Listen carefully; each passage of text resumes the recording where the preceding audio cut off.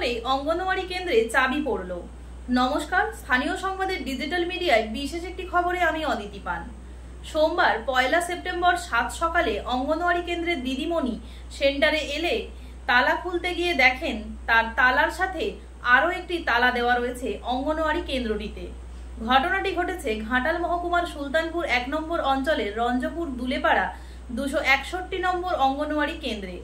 আজও সকালে শিশুরা এসে বাড়ি ফিরে গিয়েছে। খোলেনি অঙ্গনওয়াড়ি কেন্দ্রের ওই তালা, হয়নি রান্না বান্না।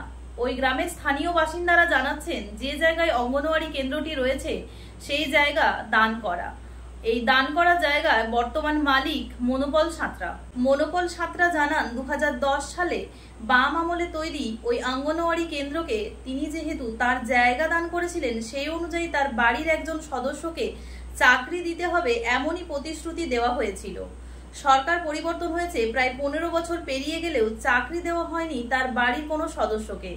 সেই কারণেই তিনি 261 নম্বর অঙ্গনওয়াড়ি কেন্দ্রে তালা ঝুলিয়েছেন।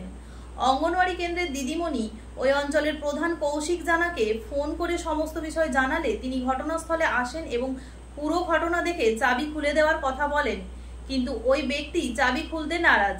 কৌশিক জানা জানিয়েছেন, এই বিষয়ে ঊর্ধ্বতন কর্তৃপক্ষের কাছে অভিযোগ করা হবে। ঘাটাল মহকুমার সমস্ত খবর সঙ্গে সঙ্গে আপডেট পেতে স্থানীয় সংবাদের সঙ্গে থাকুন। নমস্কার।